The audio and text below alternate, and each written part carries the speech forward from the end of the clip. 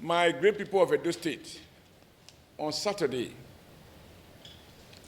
all of us will be expected to come out and perform a very, very important duty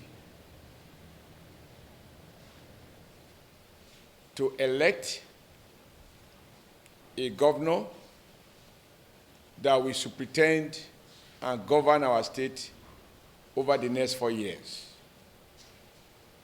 For me, and I ask you to accept, and for all of us, Saturday the 19th of September is another edition of our Democracy Day. In this state, we have established, at least while I was a governor for 8 years, a tradition of one man, one vote. We spend a lot of time and energy and resources to promote that campaign. Because as you will all recall, before then, election in Edo State was for survival of the fittest. Under my stewardship as your governor, I persuaded all of us, and we all agree, that we can make the vote count without violence. And so, beginning with my election in 2012, for which I am eternally grateful to the people of Edo State, as you will remember, I won in all the 18 local government areas, scoring a total vote of about 74.6% of the total vote cast. Nobody was shot, nobody was hospitalized. We celebrated it. In 2016, we worked hard as well. Again, I was the governor, created an enabling environment to ensure that what matters is the PVC and the ballot papers. And again, we had a peaceful election. Notwithstanding all the speculations and anxiety, I ask you to have faith that this Saturday, the 19th of September, will be another celebration of democracy, which enable the people to show that they and they alone can confer power on anyone they so favored, under the guidance of God, our Creator. So I ask you to resist any temptation, resist any inducement, resist any of those things that will change the narrative of Edo as a democratic state whose citizens are used to voting and ensuring that the vote counts. Nothing has changed. We are still the same people. The same Edo people that voted peacefully in 2012, the same Edo people that voted peacefully in 2016. I believe you are still the same, and you will vote peacefully on Saturday, the 19th of September. What is important in all of this is the process. We must have faith in the process, that it will be transparent, it will be free, and it will be fair. But the precondition for free, fair, and credible election is that no one should be afraid to step out to vote. I expect, and I'm convinced, that the security agencies will do everything possible to guarantee and ensure that the right of our people to vote is not undermined by any of the contestants or any of the political parties. The interest of our state is greater than the interest of any particular political party. Governments will come and go. Governors will come and go. The people of Edo State will remain. And therefore, it does not matter what happens. We need to ensure that we conduct ourselves peacefully.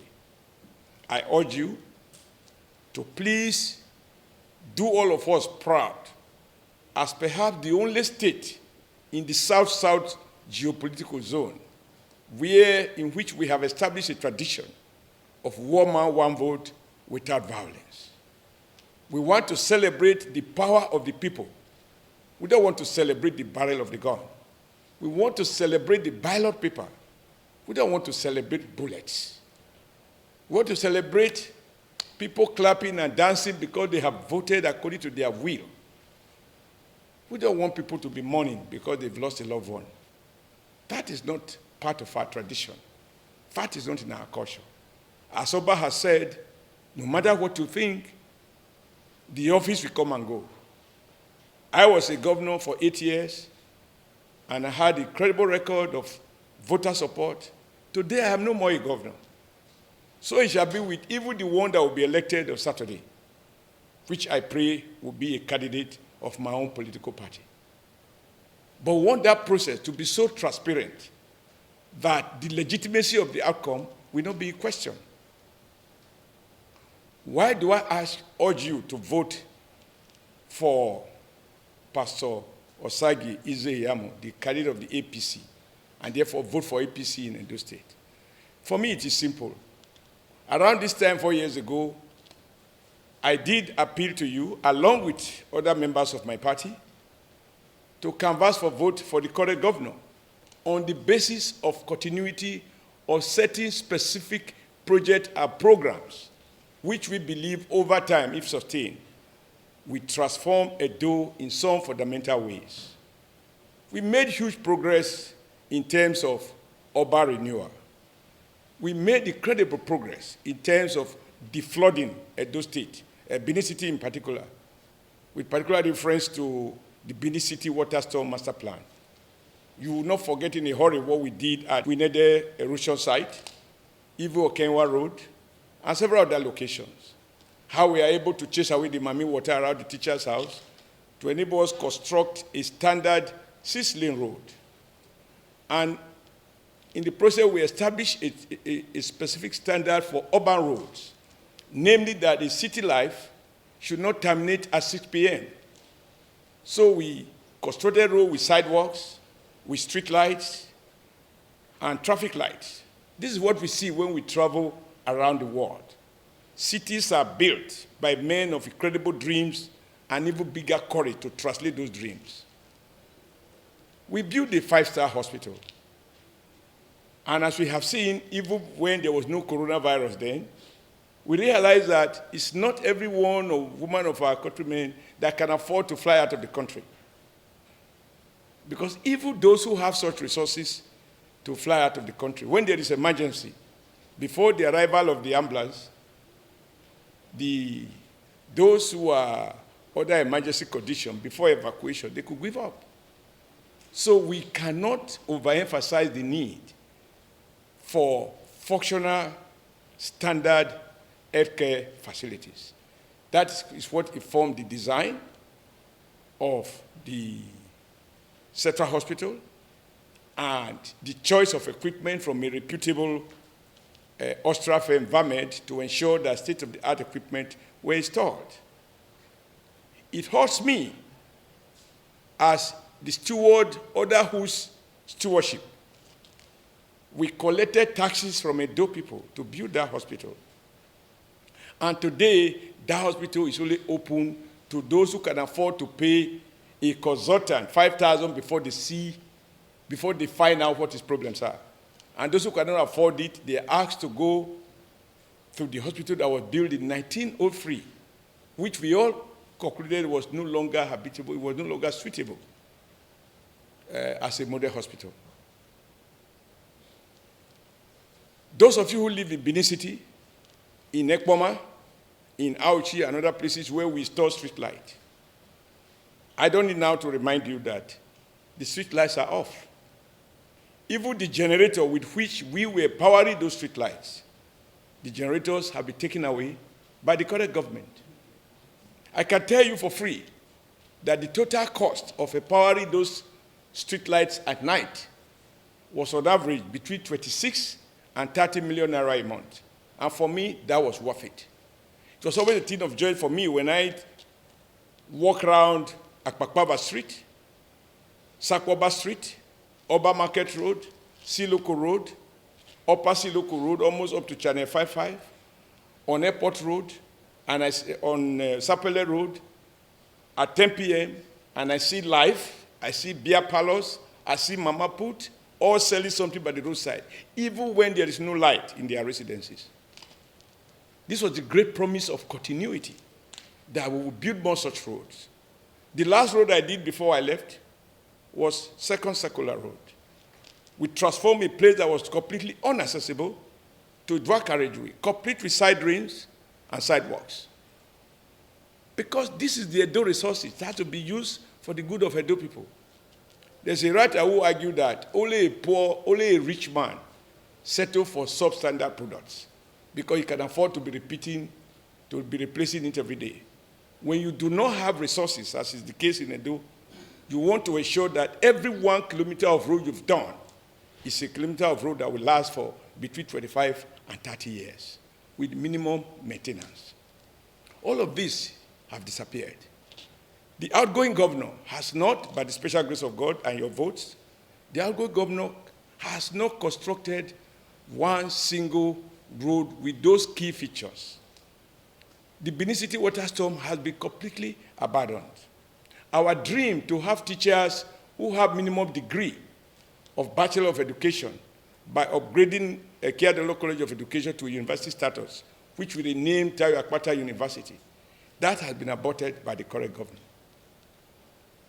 And today, since I left office, no new teacher has been employed.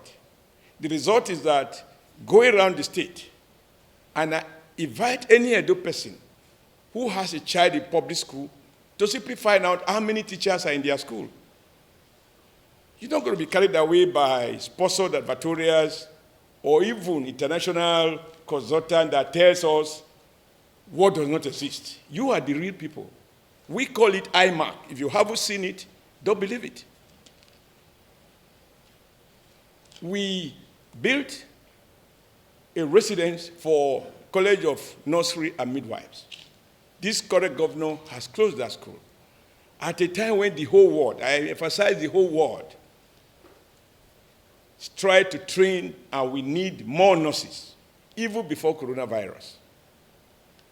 And a lot of our daughters and sons who are overseas, working in hospitals as nurses, I'm sure they do handsome remittance home.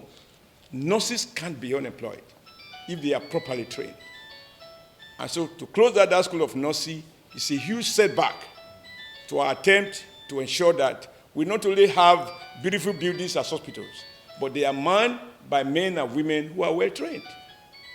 At a time when our doctors are migrating, it is unacceptable that the state government has not thought it fit to employ more doctors. And the hospital we now have is now being managed by people who are not doctors, called consultants, and they are paid 65 million every month for consultancy for a facility that is not open to the ordinary man. I mean, I could go on and on and on.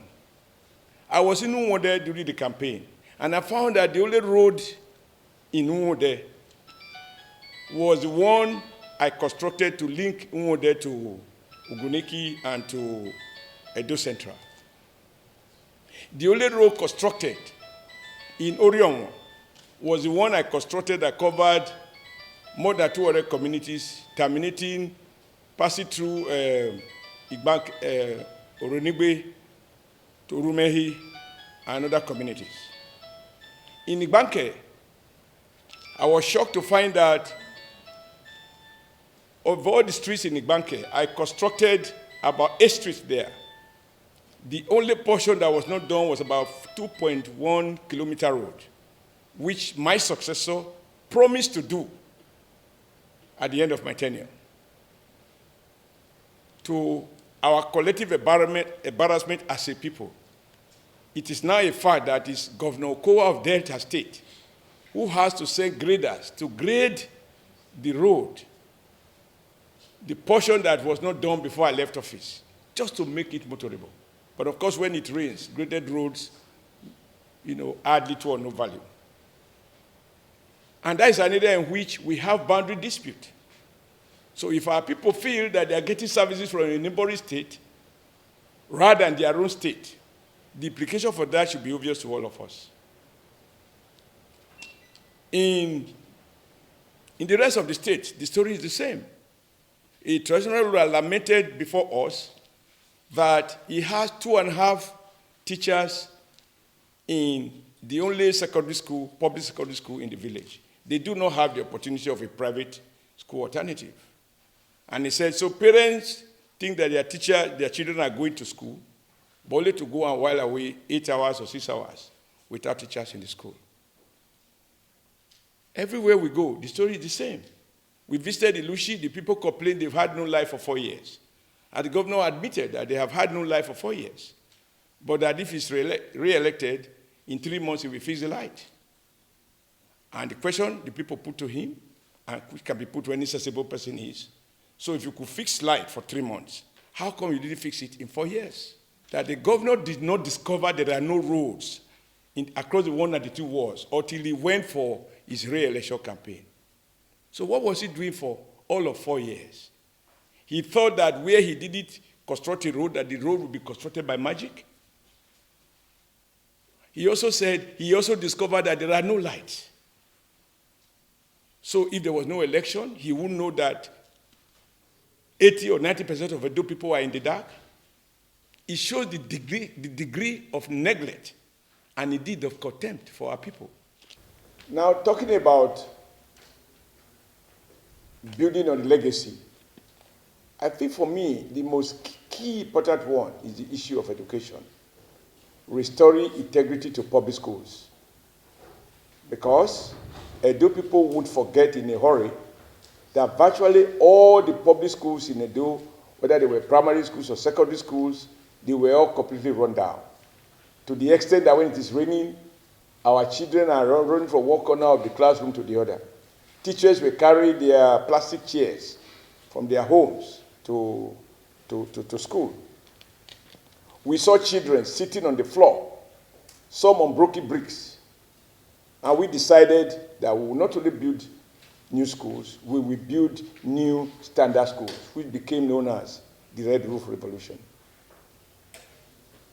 Of course, there is hardly any village in this great state where you don't have a primary school, and in many cases, both primary school and secondary school. Governor Obaseki has drawn on UBEC funds because the cost of building primary schools are subsidized by federal government to the tune of 50%. And rather than build new schools, Governor Obaseki was doing makeshift repainting or redecoration of few schools. And so, even in the heart of Benin City and across the 192 wards, we have schools today that nobody can afford to send a child to those schools.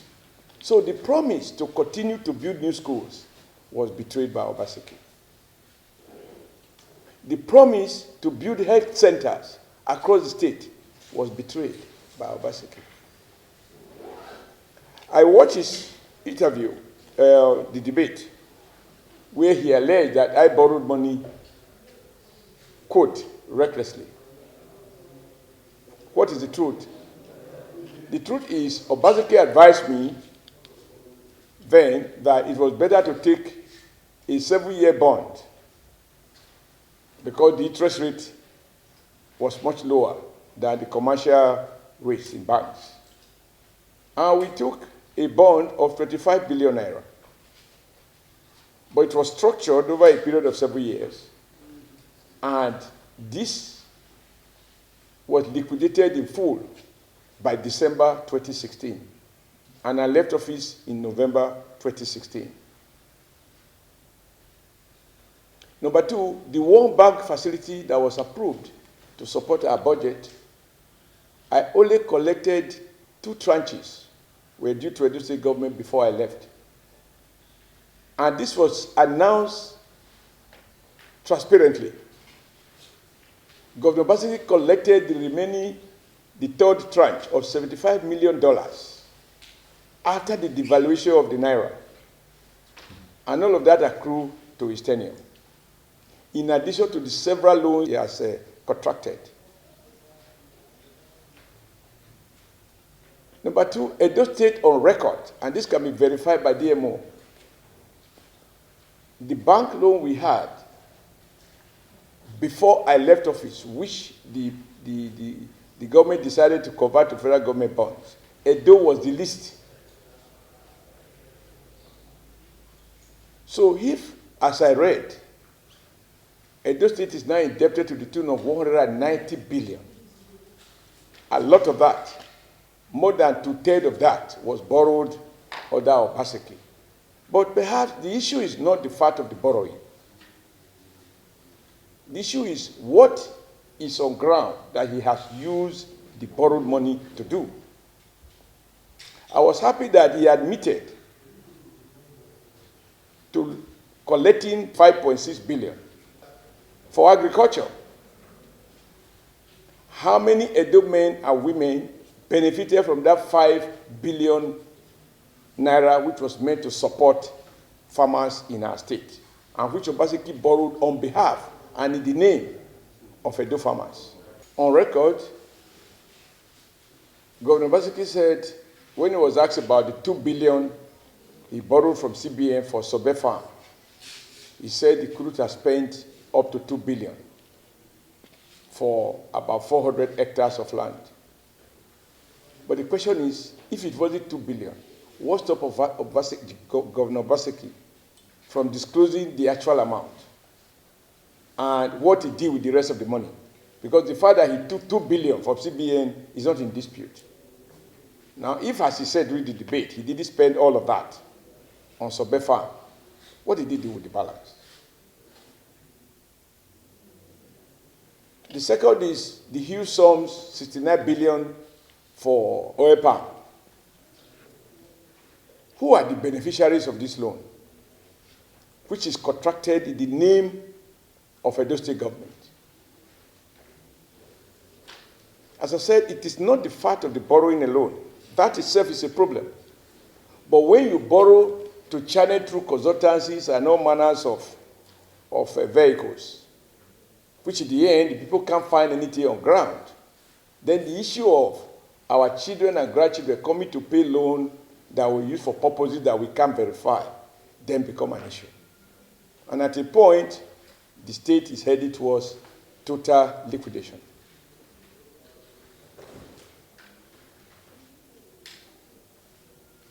I think for this and several other reasons. Number two, I was shocked that Obaseki is advertising the schools I built as governor. He's advertising them as if he built them. In the course of the campaign, some local community people told me that I just saw in Edo North, where Obaseki came at night to commission a project that a government secondary school, federal government secondary school, that is being built by federal government, not yet commissioned, not yet completed. He went at night to commission it. So everything and a lot of the transactions that has occurred under Obaseki are such that Edo State people haven't gotten value for money. I have no doubt whatsoever in my mind that a governor that recruits over 200,000 SEs, SSEs, 1.5 months to the end of his tenure, panically now giving appointment letters, that cannot be a governor we can trust.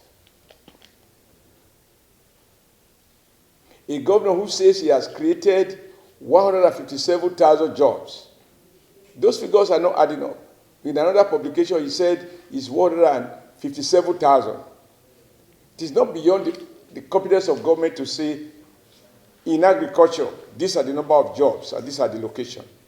And if you imagine that Edo has 18 local government areas, and you've created 157,000 jobs, then obviously every local government ought to have young people of about 8,000 now in gainful employment. That is precisely how not to lie with statistics. So I want our people, as we have said, and it bears repeating, don't believe it if you haven't seen it. That is why we talk about I-mark. This is the moment for I-mark. If you have not I-mark it, don't trust it. We want a government that will return us to what we can see, not find people prepared by all kinds of consultants who carry away incredible amount of money in the name of consultancy. I have watched a couple of times, to my surprise, the PDP and Obaseki try to divert attention away from the issues. They are not addressing Pastor Sagi Ize-Iyamu. They are not questioning his competence, nor are they questioning his suitability. They are arguing that the election is between Obaseki and myself. But I'm not on the ballot, and I can never be on the governorship ballot again for the rest of my life. But if they insist that the election is between Obaseki and myself, then I want the people to compare Obaseki's record in office with my record while I was in office. And if they do, as I believe they can do and they will do objectively, Obaseki still does not deserve re-election because he has nothing to show for his first time. As much as Obaseki has tried to destroy my legacy through negative propaganda and outright falsehood, using social media and using his hired writers, the truth is, what the people have seen that I did, they cannot wash it away. They can't wash it away. And I want the people to ask themselves, let them play back both the opening, the flag off of PDP campaign, and their closing so-called mega rally campaign, and ask themselves, what special message did they give the people? They never say, and I never heard them say, oh, vote because in the first term, Obaseki constructed this road. In the first term, Obaseki built this number of schools. In the first term, Obaseki employed this number of teachers. In the first term, Obaseki employed this number of nurses. He employed this number of doctors. He gave credit to small-scale farmers. He gave credit to small-scale traders. He gave some kind of empowerment to youths. I didn't hear any of that. All we hear is, oh, this election is between me and Oshiomhole. That is just a clear diversion. But my commitment to the people of Edo State remains unshaken. I have been favored by the people of this great state when they voted for me twice in the manner that they did. And when, because I supported Obaseki, many of them also voted for him. I have a duty. I am forever indebted to the people of this great state for that rare honor that have been given. And I will never support anything that I know will work well. Obaseki was a mistake. I don't hesitate to admit it, because the promise of continuity for the good of Edo State had been betrayed. That is the great betrayer. Nothing personal, and there cannot be anything personal. It's about our state. It's about our collective future. It's about our children and great-grandchildren and children yet unborn. I trust that God, in His infinite mercy, will guide you aright as you vote wisely for a change of government. Vote for Pastor Ize-Iyamu as governor and Malam Gani Audu as deputy governor, so that together we can kickstart the wheel of progress and of development of our great state. Thank you so much, and may God bless you. I should go out to vote on Saturday peacefully, without fear of violence, and there will be no violence. Thank you very much.